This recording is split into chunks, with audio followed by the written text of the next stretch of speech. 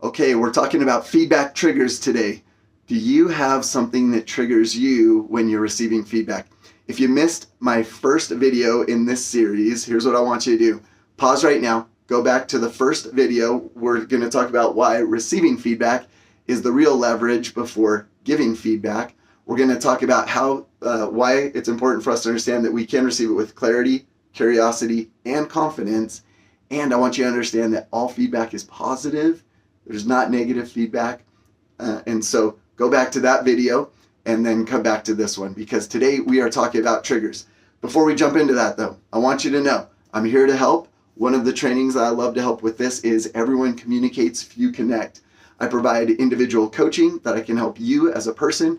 I provide team training, so if your team could use this, better connection for collaboration and creation, I can help with that. Or I can come in and speak to your entire organization and teach about those 5 principles and 5 practices, give us an overview on it, and then we can step into deeper dives on that. So here's where we're going today as we get jumping into receiving feedback. Anytime that we have a conversation, there's what we call a conversation arch or arc. So I'm going to just draw this quickly up here.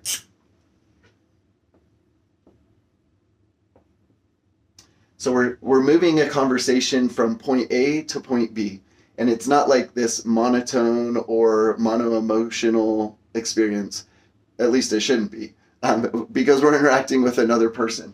So there's always going to be some kind of an arch that's happening here in that. And what happens with feedback conversations quite often is they're out of the blue a lot of times, or unexpected information that's coming. And so in this arch, what happens is it tends to be exacerbated here at the beginning, and it's like, something's happened, like a cat arching their back, like, and so there's these things that trigger us. And what we're going to talk about is we're going to hit confidence today on this one.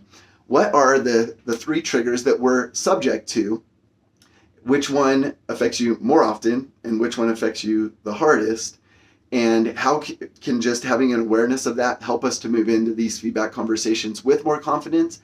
And as we build this series out, that confidence can continue to grow as we understand and have awareness about these concepts. All right, so here it is. Here's what I love about the word triggers when it comes to this. We can package this using the first 3 letters of triggers, T.R.I. So here's the T.R.I. that gets to us, and I want you to think which one really gets to you.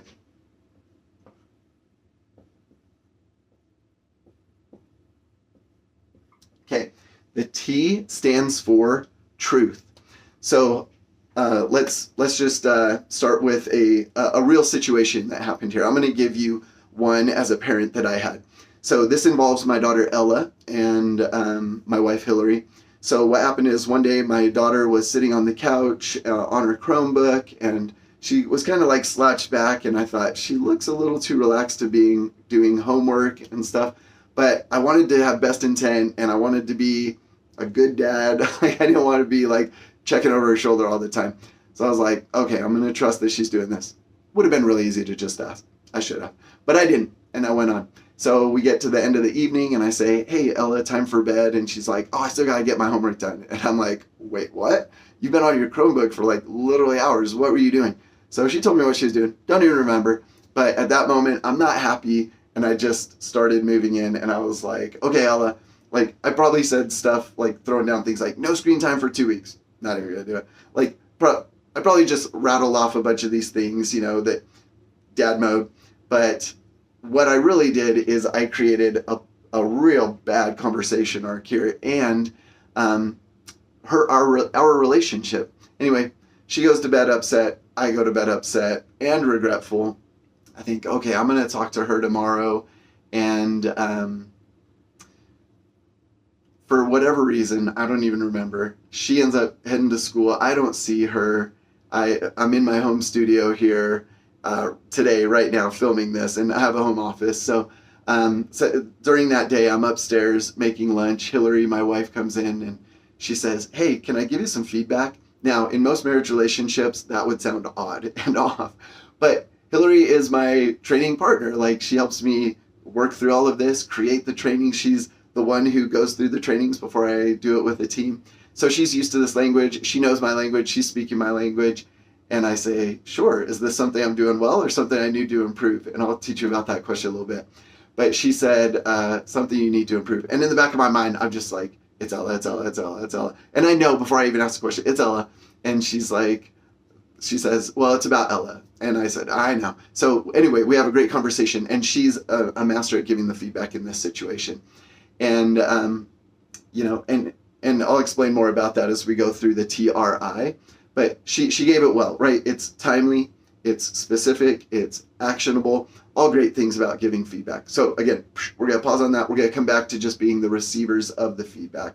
In these videos, we don't want to think, who else needs this or how can I give feedback better? We're just going to sit in this seat. All right. So the first T is we often question the truth. We're like, is this even true? Like the information, the feedback that I'm getting? And what I want you to consider in this situation with Hillary is it was absolutely true, right? So I didn't even need to question that. The next one is R, the relationship. Do we even have the right relationship, or are you in a relationship with me where you should be doing this? Sometimes if you're at a grocery store and someone's telling you how to parent, you're on a walk with your dog, they're telling you how to take care of your dog. You're like, are we even in a relationship here where you should be giving me this feedback? So sometimes we start to question it because of that. And then the other is the I, which is the identity, where we're like, it just bruises us. It hurts the ego, or we think, we thought we were doing better. And that's one of the hard things about feedback with any three of these triggers, the truth, the relationship, or the identity, is feedback falls at the crossroads of two very important parts of our life. One is that we have just this innate desire to improve and increase and grow, and we want to be better. And it's just that spark within us, right? And then we come across the other road of, and yet we want to be valued, appreciated, and respected for who we are and how we are. And so when we receive feedback in the performance improvement side of things, what we're not seeing so much is that I want to be valued and appreciated for who I am and how I am. That is one form of feedback, but it's more of that other one. And so they're kind of crashing there. So although we do want that, it's like, but I want to be good right now and good enough just as I am. And you are. These are just ways that we can improve, right? So as we think about Hillary's situation, was it true? Yes, absolutely. Was she in the right relationship? Absolutely. Didn't need to be questioned. But for me, what I usually get hit by the most and the hardest is the identity. I want to be my best. I want to do my best. I work hard to be good at what I do, and I want to be a great father. So in this situation, excuse me, in this situation, it really hurt my identity. And honestly, usually in feedback conversations, that's the one that I need to be careful about. So just having this awareness in our lives helps us to move into these conversations with more confidence, also some more clarity on our side to think, okay, if I'm starting to feel defensive or dismissive or wanting to discount this conversation, there's probably there's some triggering happening. And so as I can put myself in the awareness space of, am I questioning the truth of this? Is it the relationship that I'm questioning, or is it the identity that's being hurt here? Then that can help with my confidence and my clarity here to know what's going on and just be self-aware before we continue into this conversation. So let's get ready for next time. As we jump into next time, what we're going to be looking at is how to ace receiving feedback. We're going to use an acronym ACE to help us understand what type of feedback we're getting, again, for that clarity, so that we can get into a curious space. Okay, that's the type of feedback I'm going to get, so that we can, again, feel more confident moving forward in that conversation. Now, before I let you go, I want to remind you, my name's Russ Simon.